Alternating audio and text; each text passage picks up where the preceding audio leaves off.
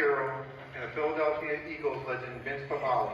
He provides some insights on obtaining and sustaining self-team excellence through belief in oneself, one's team, and the team's mission. Ken Goldberg, our Deputy District Engineer, will provide some introductory remarks. All right, well, thanks. This really is an honor and pleasure, and I'm going to introduce Vince, who's a real legend in Philadelphia. And I think it's kind of interesting, General Grant was talking about the future and the next 150 years. A big year for Philadelphia was 1976, and it's I think special. Colonel Dutchison's here. He was commander in '76, and Gus Rambo was honored earlier. I think it was his second year in the district. So it's a long legacy we build on from the past to the future. And for 1976 was a big year for Vince Papale. He was teaching at Interborough High School. I know there's a lot of Delco crowd here, and he was a walk-on for the Philadelphia Eagles. Dick Vermeil was a new coach, and Vince made the team in 1976. Played for 3 years. He was a special teamer. Was named a special team, the 75th anniversary special team player for the Eagles, and he was such an inspirational sort of iconic thing for Philadelphia. 1976 was also the year Rocky came out, and Vince became known as the real Rocky. And so much so, 30 years after he broke into the NFL, they made a movie about it, Invincible. I'm sure a lot of you saw it. And Vince is going to go into the details of life and give us some inspiration about what he went through. And I came across a quote that he gave about making a movie. And he said, "Not often can a person see a film made about their own life's journey. And what's even rarer is having that movie described as inspirational, motivational, and giving hope.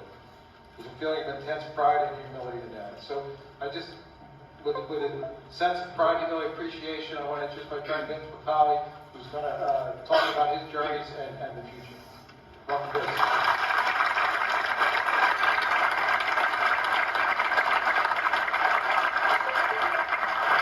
Hey everybody, how are you? Feel good? Yeah, you feel better after lunch, right? Now you know I'm the last thing here. I'm the thing that's in between the general and lunch. So we're going to keep this nice and sweet. Regular general, I mean, really, the turbo towel? Yeah. But at least it's not a Cowboys fan, right? Any Cowboys fans here? Get them out of here for crying out loud. Oh my God. You know, what an honor. Thank you so much, Ken. Wherever you just went out here, right up here, you took some big hits. Like you were on the special teams here today. But it's really an honor for me to be here and to be down in the river. I just grew up right around the corner in Glen Olden, and I've gone by and I've seen the dredging operations going, and you hear about the Army Corps of Engineers. So before I go any further, I want to do two things. Happy birthday to you in the Philadelphia District, and also for all those that won the awards. Having a big round of applause again for all the award winners.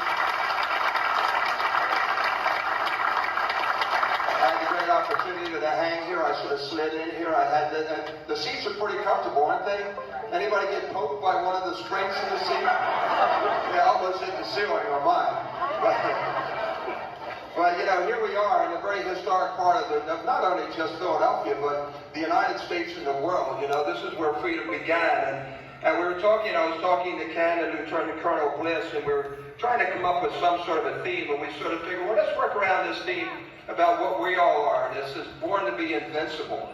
And whatever invincibility is all about. People keep calling me invincible. I was just this kid from around the corner. My dad was a pig farmer. My mom and dad never got beyond the 8th grade. I was just a kid like everybody, like our forefather, George Washington. I was a kid that had a dream. I dreamed that someday I'd be a Philadelphia Eagle. We dreamed here in 1776 of having freedom and being invincible, and having the ability to have freedom of choice and all those beautiful things. And it starts here. It really pisses me off when people just bang Philadelphia because of our fans. We're the greatest fans in the world. And this is where freedom started, so we're going nothing against Pittsburgh. I see him reaching into here. But, Brigadier General, and I was taking some notes while I was here, you know, and I'm sort of going off my normal script here, going off this first slide and being invincible, you know, and trying to define what invincibility is. You know, to me, it's your Mount Everest. That's what it is. I don't know what your invincible moment is. It's that moment in your life when you've done the greatest thing that you feel you've ever done, whether it was a decision you made, whether it was a path that you chose to go on, whether it was a mountain that you climbed, whatever it was, this obstacle that was absolutely, totally unattainable and doing the unthinkable. That's what invincible is. So we have this word to be invincible. As I'm listening to our MC and all the words that are being given out, these were some of the things were said about you, which define that invincible trait. And here's the words. First of all, vision. You know, you can't be invincible if you don't have that vision, right? It's as simple as that. If you don't see it, if you don't smell it, if you don't taste it, it ain't going to happen. It just is not going to happen. So vision's the first thing. And along with that, here's some of the stuff that's going. Oh, by the way, the drum and fight, we have to teach them how to play fight Eagles fight. You know, what do you think? That would be a good one. All right, they're not laughing. Oh, that wasn't very good. That didn't go over real good at all. All right, here's some of the words that were said for everyone here. We have respect, tolerance, patience, mentor, diversity, enthusiasm. This is all describing you. Born to be invincible. Freedom, courage, leadership, patriotism, service, and perseverance. But you know what being invincible is? It's never giving up. Right, Bubba? Never giving up. Right there, my friend Peter. Say hi to my buddy Peter down there. And that's his mentor. That's what it's all about. So, you know, here we are. You know, we're here at the seaport, and we're going to move along just a little bit, and I'll see if we can't get this thing going. I had the extreme honor of being on the dredge McFarland last week. Went down to Fort Mifflin. It was the coolest thing in the world. And you can see Lieutenant Colonel there. He's there in one of the pictures. And also you can see Ken, and then Austin's there. Anthony's there. John is there. I think we had a Giants fan or two in there for crying out loud. And then we had the mayor, you know, the mayor of Fort Mifflin, Jim. I think he took the picture of the poor guy, you know. He always gets stuck with a picture. But, you know, to all those that I met down there, and for all the crew that we had, and the opportunity to take a tour through there, to have lunch there. Where do you see the officers' gallery, and all those things? But I have one question that I never did get answered. Who is the poor person that is in that rowboat that's in that little area where all the water and all the sludge comes flying in there? I want to know who that individual is, because that's got to be the most courageous person in the world. But there we are. What a great time and what an honor. So I checked that off my bucket list. It's right up there with the Eiffel Tower, so we did good. So there it is. All right. So I had that opportunity, and you know, we're talking about the dream, and this was one of to me, it's the hallmark of my thought. Is, you know, it's the possibility of having a dream or vision come true. And there's that word vision again. That makes life interesting. That makes life really interesting.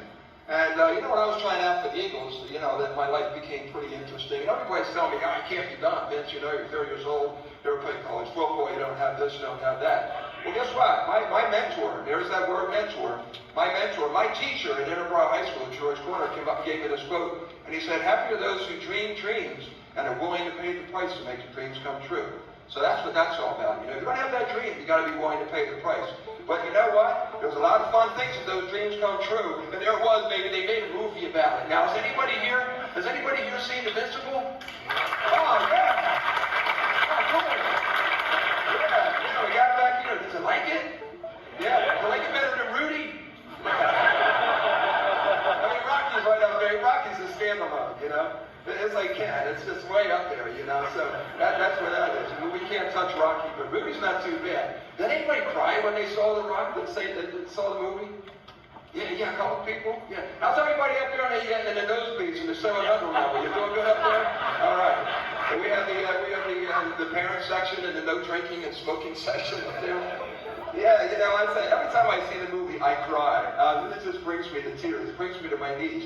First of all, you know, one of the things here is that, you know, people matter, and we were talking about what you do and if you've made an impact. I'm real excited about the fact the movie ran #1 in the box office for a couple of weeks. I mean, that was really cool. Our movie, Invincible. But the other thing is that, you know, it just turned about $750 million You know why I cried? I get no residuals whatsoever. None. I get nothing out of it. So we're going to give you. How you like that? Good, yeah. It's true. This is my residual. I got to have Breyer's ice cream for crying out loud at Dresden McFarland. What could be better than that? Yeah, you know that too, don't you? They're coming to us those. He's laughing. As soon as I saw that, I didn't want to leave. That's all we needed. So, there we go. So listen, I'm going to throw a little video up here. It was produced by NFL Films. You'll see some people from Philadelphia, including Ray Didinger in there, to talk a little bit about you, about what Invincible and what the dream's all about. It's called Living the Dream, produced by Walt Disney. I hope you like it. Wide receiver, Vince Papale. Vince Papale will probably be remembered as the free agent walk-on who defied football logic. But above all, his legacy will live on with the men he played with and the city he inspired. Vince will always have a special place in this town because he did something that the other guys couldn't do. I mean, he took the passion of the Philadelphia fan, put it in a jersey, and threw it into the wedge on Sunday. I think he's going to be remembered as the physical manifestation of every fan's desire, going back generations. But it wasn't the kind of history that you're going to be able to look up in a record book. It's the kind of history that you're going to find in the heart of a city and in the people that go to the games. And in a sense, that's the greater history because that's the one that lives on. People are going to remember him and his number and his desire and how they felt watching him play longer than they're going to remember guys that Well, the last lap. scored more touchdowns. Because to them, what Vince did said more about who they were as fans and as a city than anything else. And that's what his legacy is going to be. But I don't think this is the end of Vince. I think it's the beginning. I think this movie is going to tell a story that everybody can get a little piece of and really bring it right into their own heart and say, you know what? I've been dealing with that. I was ready to give up. I think I can do something. In 1976, I dreamt of becoming a Philadelphia Eagle. And now, 30 years later, people are calling me invincible. Don't stop living your dream. Well, I hope you like that. Thank you, Walt.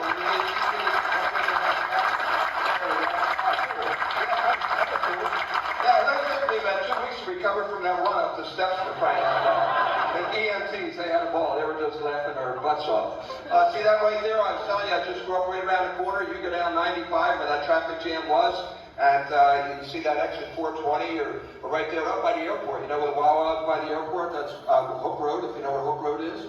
You go down Hook Road, and you see the tank farm, excuse me, and then right there at the tank farm, right across from that's where my mom grew up. And you go down a little bit further, you go down the Hook Road, and then you're at Oak Lane and Glen Older or Falcroft, Darby Township, and that's where my grandfather's pig farm was.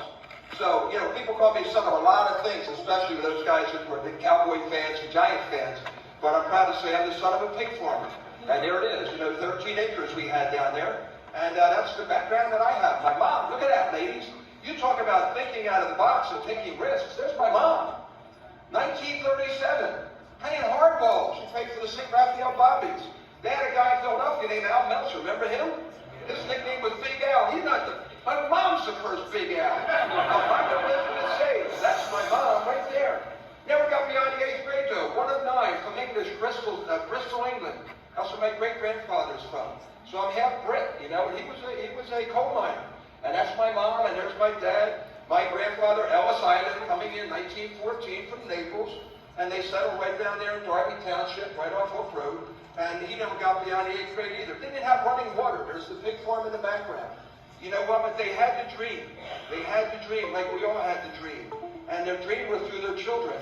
And they got their first house. And the house I grew up in was no bigger than right around here, about this podium, for crying out loud.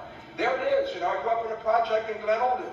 You know where the McDade Mall is? Caddy corner to the McDade Mall on McDade Boulevard. That's where I grew up, just a few miles from here, a few miles from Fort Mifflin, you know, and that's where history was made. And, you know, I had this dream that someday I'd be a Philadelphia Eagle, But you got to start somewhere, right? I mean, you have to crawl before you can walk, and walk before you can run.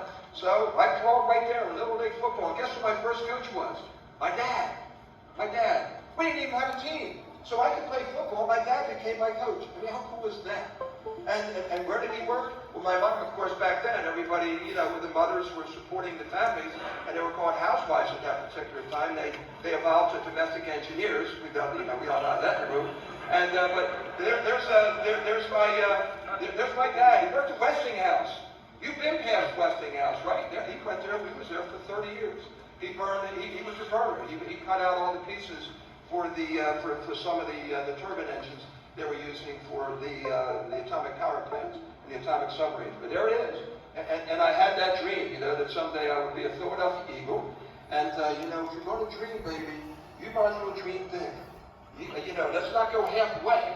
Let's go all the way. So I decided to dream big. From that little kid that's 14 years old up there in the top picture, I wasn't even 100 pounds, wasn't even 5 feet tall for crying out loud. A season ticket holder with the Philadelphia Eagles, sir, for 10. You look like a good guy, sir. You notice I'm backing off a little bit. Now he's smiling, it's okay. Yeah. So there it is, you know, and I played those. Anybody playing rough touch or semi-pro leagues and stuff like that, flag football? Yeah, I did it. What you saw in the movie is exactly what happened. And then one day I got the opportunity of a lifetime. But you know what? When you dream big, you know, a lot of things happen, you know. And one of the fun things is that if you make it, they make the movie about you. And, you know, you got Mark Wahlberg, and we have Elizabeth Banks and Ray Kinnear that were playing in the movie. Now think about it, because I'm going to ask you this question in a few minutes. Think about who would play you when they make that movie about you. Think about that, right? But you know, let's go back to this dreaming big thing, and also how much of an impact it makes. And this is the impact that I think that the movie has made on me. Anyway, anybody here have a rookie card? On them? No, you don't have like an Army Corps of an Engineer rookie card? Oh, we have to get that going. Hey, this kid from South Philly, you know, all these little wise guy kids come up. I don't know if they have them in Pittsburgh and the Three Rivers, but we got them here. Kid comes up and it's, you know, I would just say his name is Anthony, not Anthony. Anthony. Anthony. So Anthony comes up, yo, Vinny, he says, you know what, man, I got your rookie card, you're only worth 19 cents. I said, what? 19 cents? Well, guess what?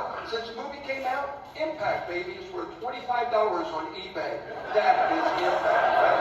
So, and you know, we've all had our insurmountable challenges, and a lot of times you like to be inspired. Well, there was that big game a few years ago in Michigan, was beaten by Appalachian State, the typical David versus Goliath, right? And the typical thing happened, and guess what movie they showed to Appalachian State the night before the game? No, they didn't show Ruby. No, they didn't. Guy in the front row said, Ruby. No. They showed Invincible. Yeah, they did. Yeah, you know what Michigan watched? They watched Titanic. Right? Carl Bliss, that's poor coaching. That's bad leadership. You know what I'm saying? So, anyway, here we are. You know, it's that impact. Hey, all right, so we're moving now. We're moving along pretty good, and I have a message after this next. I'm going to show you the trailer to the movie, and then I'll tell you what really, what was true, what wasn't true, and then I have a brief message after that about, a real serious message about leadership and where we can go forward from there. But I hope you like it. It's a trailer of the movie. Yes, I did cry when I see the movie, because you'll see at the end of the trailer, right where it's toward the end, and I get pushed down, the guy says, you ain't going nowhere, Papale. And about 10 or 15 seconds later, there's a little boy that comes running out in front of the car and picks up a ball with number 83. That's my son, Vinny. And I get choked up every time I see him, and I get more choked up thinking that his sister, my daughter Gabriella, is the one that threw the ball in the street to try to get it killed. You know, that's simply laughable, but you gotta love it. It's at its best. I hope you liked it. The trailer to the movie, produced this, of course, by Walt Disney. Who else?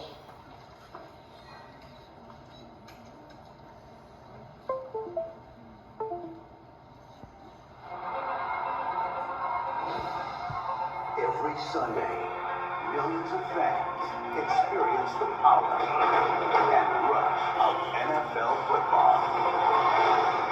But in 1976, Fighting out! Kill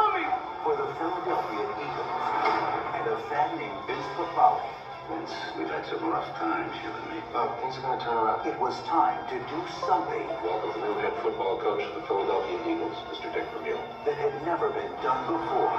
This coming Saturday, Philadelphia Eagles will hold open tryouts. Now, You gotta try out this weekend. Nobody's trying out. He's 30 years old, for one thing. the Eagles' biggest fan So the one where Vince runs around everyone. is about to take a shot at a dream. Even if you're down there for 1 hour, you're down there. Bring out here, we'll be an Eagle, baby! That's Tony Luke. I've seen glaciers move faster.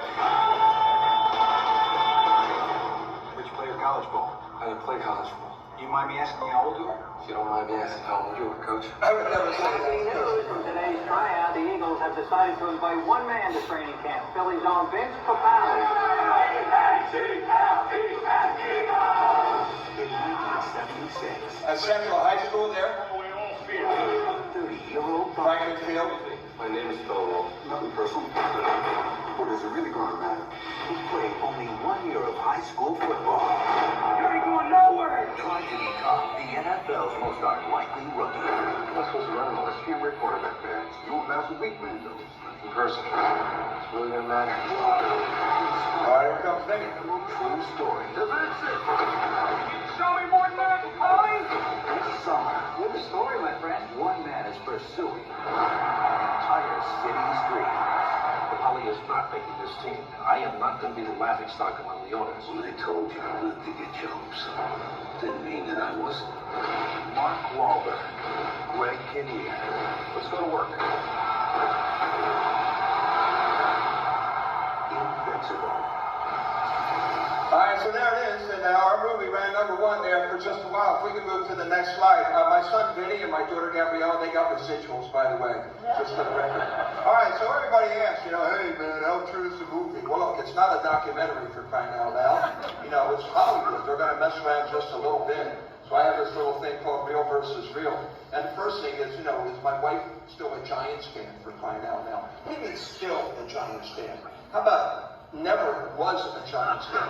And look at me, I bleed green. Wasn't it obvious when I came up on the stage? And for me, anyone suggests that I marry a Giants fan, you'd have to give me a lobotomy for crying out loud. It would never happen. And a Cowboys fan, that would even be worse. There wouldn't even be a handshake in that relationship. So no, I'm really proud of my wife Janet. She's the oldest of 9 and was played by the beautiful Elizabeth Banks, and she was so cool. And the irony is, Elizabeth Banks went to Penn, and my wife was the head gymnastics coach at the University of Pennsylvania, and also attended the Wharton School of Business, and she's certainly the brains and the brawn in our family. And one other thing is Janet was on the USA World Gymnastics team. There she is, and one of the greatest gymnasts back in her day in the late 70s, early 60s. Late 60s, early 70s. Missed Munich because of a sprained ankle, but competed the next year in the World Championships. So that's my wife Janet. She would normally be here, but she's working really hard on the golf course. So that's it, yeah. So there it is. She golfs, I work. That's it. Reverse role, you have to love it. Me, I was a school teacher at Edinburgh. Anybody from Delaware County in here? Yeah, all right, cool. So you know where Edinburgh is. I was a school teacher there for 6 years, head track coach, assistant football coach. And I was working on my master's degree, actually, in counseling at Westchester, at that time, State Teachers College, now Westchester University. And then, of course, the opportunity of a lifetime came up, and I had a shot with the Philadelphia Eagles. And so I'm trying out for the Eagles now, and everybody's coming up. And we've had this happen to us, right? It can't be done. We have what I call the dream killers. And a lot of kids, they have their dreams, they're being killed because of cyberbullying, all kinds of physical bullying that's going on there. That's one thing. I got it all the time. You can just see it in the trailer when that guy's pushed me down on the field. You ain't going nowhere, Papale. They're trying to do everything they could to intimidate me out of the game. Oh, you can't do it. Well, why can't you do it? Well, they say you can't do it because it's too this or it's too that. Well, you fill in the twos. It's as simple as that. You fill it in. Oh, you don't have any skills, man. You're a track guy. How are you going to convert that to the NFL? Really, how are you going to do that? Look, I was a pole vaulter for crying out loud. Why wouldn't I be a special teamer? That just sort of went hand in hand. You don't have the proper resume. Well, what's my resume? You didn't play college football. Yeah. So I didn't realize that was one of the prerequisites. Oh, it's too risky. Ever been told that? Oh, don't do it. It's too risky. Why would you try that? It's too risky. you know, and then the others that, what else we got here? Too risky, and then there's the entitled few, you know, that they're like the draft picks there, you know. Well, I'm coming in as a free agent, you have the entitled ones. But you know what it all comes down to, these three things. People resent you doing something different and taking risks and thinking out of the box because of their insecurity, I think, and that insecurity is fueled by that thing up there called jealousy. That's what it all comes down to. And I tell my kids out all the time, and every time I'm talking to young people, or even old people, we have to fight through it, and eventually we make it happen and we get through it. But, you know, like I say, you know, we get the last laugh, and they make the movie about it. That was pretty cool, a real-life Rocky thing, and it didn't do too bad. Now, I asked you before, who do you think would portray you? You know, I got Mark Wahlberg to portray me. You know, that was pretty cool. I didn't have a choice. I thought it would be this guy, Hugh Jackman. You know,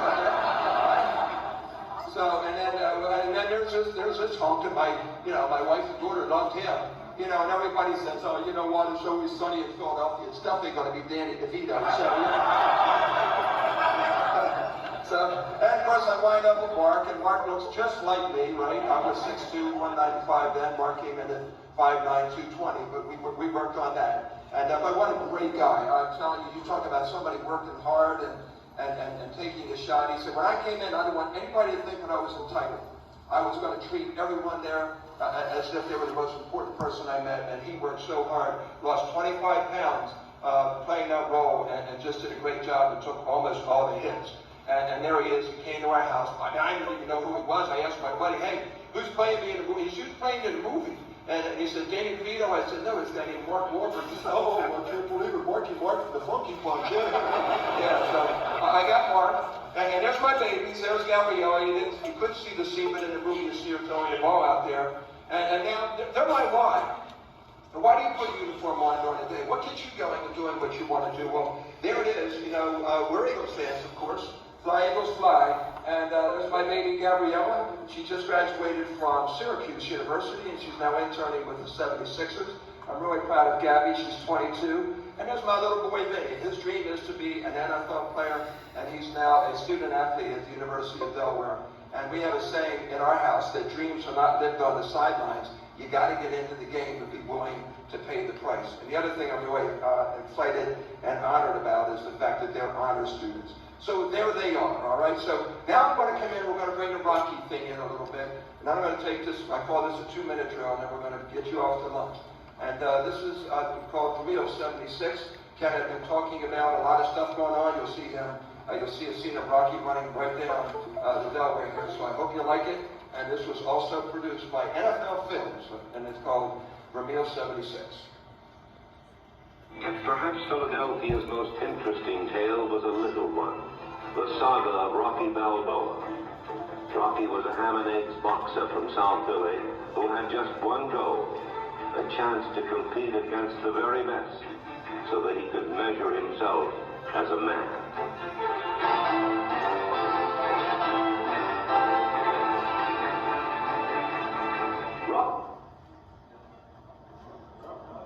Rocky's story paralleled another group of city athletes, the Philadelphia Eagles. These men, like Rocky, were not always the most gifted players in the game, but in their first season under coach Dick Vermeil, they had something to prove, that they could do battle against anyone in football and come away with their heads held high. Outmanned but never out-hustled, the Eagles created their own spirit of 76. From this would come a story that they could look upon with encouragement and pride.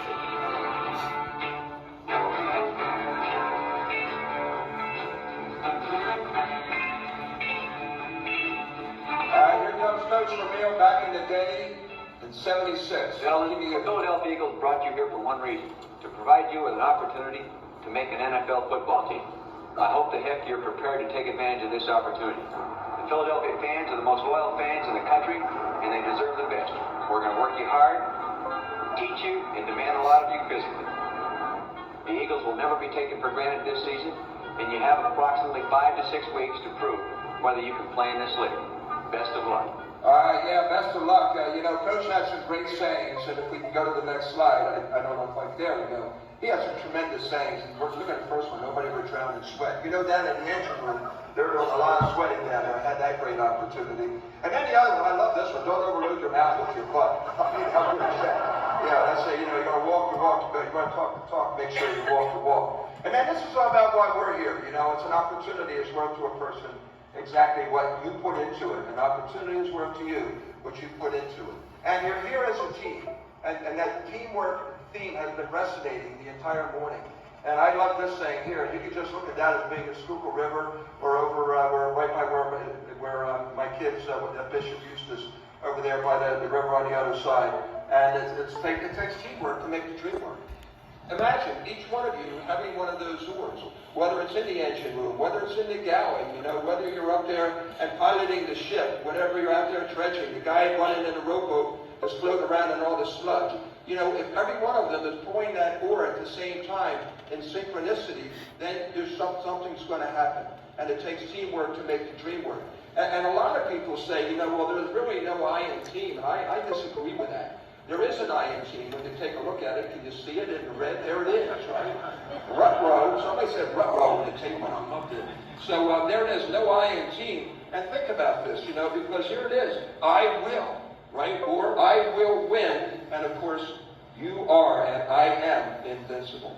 So there is an I in team. And remember that. And then coming up here, this next thing, we'll get it going here. There we go. And it's about being a leader. And I saw that. You know, you don't have to have a fancy title to be a leader.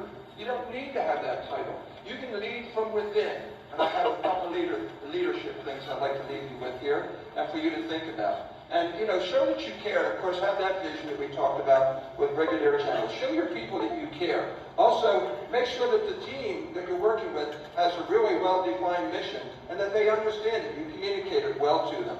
And then you got to sell it with passion. If you don't have passion, forget about it. You don't have anything. Trust your team. And don't be afraid to delegate. It's not all about you. You know, help them out and do that. Build relationships as you're working through the team. That's so very, very important. You know, sometimes you're going to have to accept the fact that you're not all that important. There are people, part of your team, that are really pretty important, and that goes back to trust and delegation. And be a good example. I mean, nothing better than that. Be sincere. Sincerity is part of being invincible. And your people matter. That's one of the themes of the event today. Your people matter. That really is something very careful. And then help develop the team's potential. Because the greatest waste out there is the waste of potential. And then finally, it's read the knuckles, man. In the movie, they were killing me. You know, I mean, I was getting hammered. And my buddy comes up to me and says, you got to read the knuckles, man. When they're leaning forward and they're in a three-point stance, you can see the weight on their hands. You have to read that.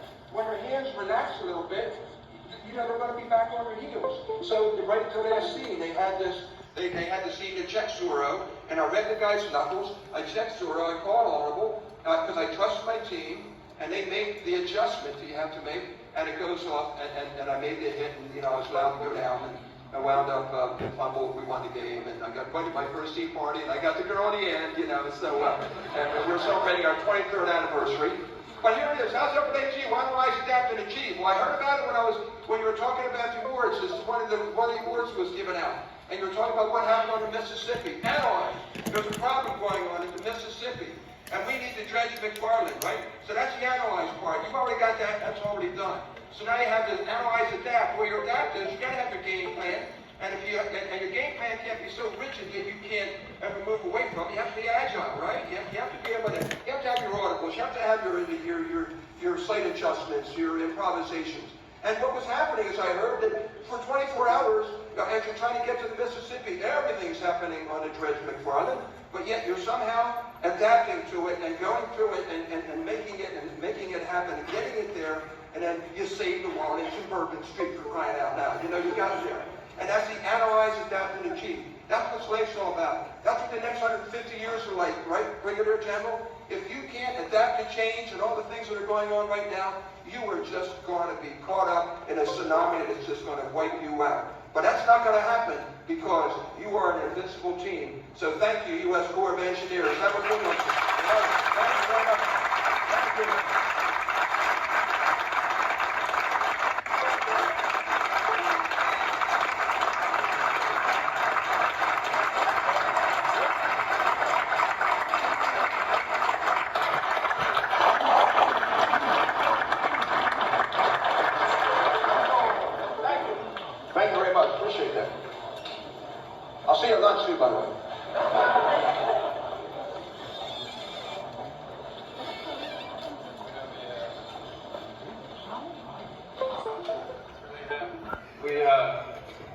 we minted a coin here. It says 150th coin, as well as a T-shirt in here. It's really just a small token on behalf of the district. I mean, wow. And thank you so much for being here and inspiring us. And it's really a remarkable, memorable moment. I'm just honored to be on stage here with you. So thank you.